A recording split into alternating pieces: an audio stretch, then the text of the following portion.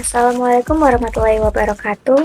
Perkenalkan, nama saya Alisa dengan NIM 240170019. Tujuan dari video ini ialah untuk memenuhi tugas dari mata kuliah keamanan sistem komputer. Di sini saya akan menjelaskan tentang keamanan dalam bidang informasi. Apa itu keamanan informasi? Keamanan informasi atau information security ialah upaya untuk melindungi data atau informasi dari ancaman, penyalahgunaan, atau akses yang tidak sah.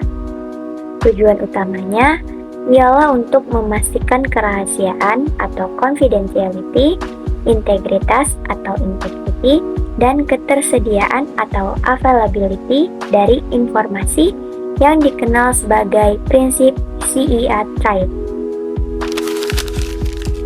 Keamanan informasi atau CIA Triad memiliki prinsip utama. Yang pertama ada confidentiality atau kerahasiaan. Prinsip ini bertujuan untuk menjaga informasi hanya dapat diakses oleh pihak yang berwenang. Data tidak boleh bocor atau diketahui oleh orang yang tidak memiliki izin. Contohnya adalah penggunaan enkripsi data, password, atau autentifikasi dua faktor untuk melindungi akun pengguna.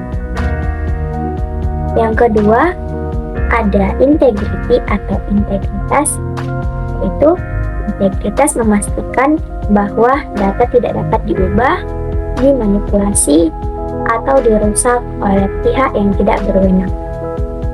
Informasi harus tetap akurat dan konsisten sejak pertama kali dibuat sampai digunakan. Contoh penerapannya adalah penggunaan checksum, hash function seperti SHA-256, atau sistem kontrol versi. Yang ketiga ada availability atau ketersediaan. Ketersediaan berarti informasi atau sistem harus selalu dapat diakses oleh pengguna yang berhak kapanpun dibutuh. Jika sistem sering tidak bisa diakses, maka akan mengganggu operasional organisasi. Untuk menjaga ketersediaan, biasanya digunakan sistem backup, server redundancy, serta perlindungan terhadap serangan DDoS. Aspek dan komponen keamanan informasi meliputi yang pertama ada akses kontrol, yaitu mengatur siapa saja yang boleh mengakses sistem atau data tertentu. Misalnya, hanya admin yang bisa menghapus file penting, sementara pengguna biasa hanya bisa membaca file tersebut. Yang kedua ada autentikasi dan otorisasi. Autentikasi adalah proses memastikan identitas seseorang, sedangkan otorisasi menentukan hak akses yang dimiliki pengguna tersebut setelah identitasnya terverifikasi. Yang ketiga ada kriptografi, teknik untuk mengamankan informasi dengan cara mengekskripsi data agar tidak bisa dibaca oleh pihak yang tidak berhak. Contohnya adalah penggunaan algoritma AES, RSA, dan SSL atau TLS.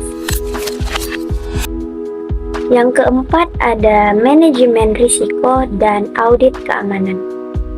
Proses ini melibatkan identifikasi ancaman, penilaian risiko, dan penerapan langkah-langkah pencegahan.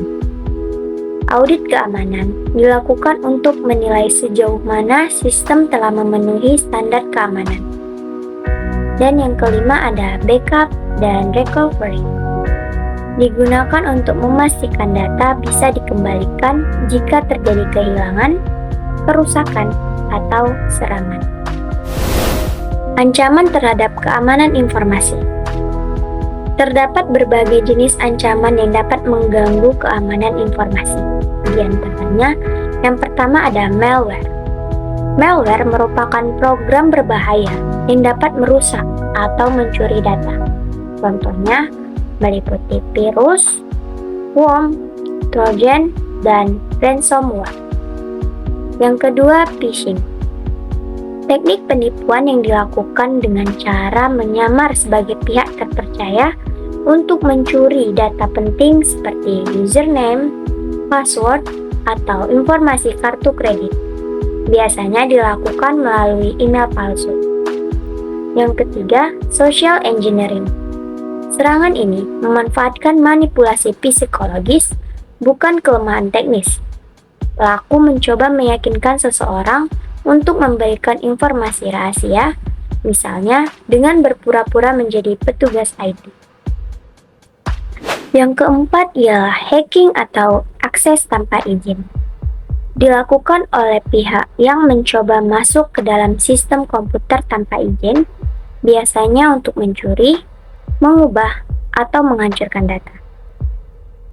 Yang kelima, denial of service atau DOS dan DDoS. Serangan ini bertujuan membuat server atau sistem tidak bisa diakses oleh pengguna lain dengan cara membanjirinya dengan permintaan palsu. Yang keenam ialah insider threats. Ancaman yang berasal dari dalam organisasi itu sendiri, seperti pegawai yang menyalahgunakan hak aksesnya untuk mencuri atau membocorkan data. Setelah kita mengetahui ancaman terhadap keamanan informasi, ada baiknya kita juga mengetahui langkah-langkah pencegahan dan perlindungan. Yang pertama, gunakan password yang kuat dan unik dengan kombinasi huruf besar, kecil, angka, dan simbol. Yang kedua, aktifkan autentikasi 2 faktor atau 2FA untuk menambah lapisan keamanan. Yang ketiga, perbarui sistem dan perangkat lunak secara berkala untuk menutup celah keamanan. Yang keempat, gunakan antivirus dan firewall untuk mendeteksi serta memblokir ancaman. Yang kelima, lakukan backup data secara rutin agar data tidak hilang jika terjadi serangan. Dan yang terakhir ialah tingkatkan kesadaran pengguna melalui pelatihan keamanan digital agar tidak mudah tertipu oleh phishing atau penipuan daring. Standar dan regulasi keamanan informasi. Beberapa standar internasional yang banyak digunakan adalah yang pertama ada ISO atau IEC 27001, Standar Internasional untuk Sistem Manajemen Keamanan Informasi. Yang kedua, NIST atau National Institute of Standard and Technology, Pedoman Keamanan dan Pengelolaan Risiko IT. Yang ketiga ada GDPR atau General Data Protection Regulation, regulasi perlindungan data pribadi di wilayah Eropa. Kesimpulan dari materi ini ialah keamanan informasi adalah aspek yang sangat penting dalam era digital. Perlindungan data tidak hanya bergantung pada teknologi, tapi juga pada kesadaran pengguna dan kebijakan organisasi. Dengan menerapkan prinsip kerahasiaan, integritas, dan ketersediaan, serta melakukan pencegahan yang tepat, keamanan informasi dapat lebih terjamin. Sekian saja yang dapat saya terangkan dari materi ini. Mohon maaf apabila ada kesalahan kata. Saya akhiri dengan wassalamualaikum warahmatullahi wabarakatuh.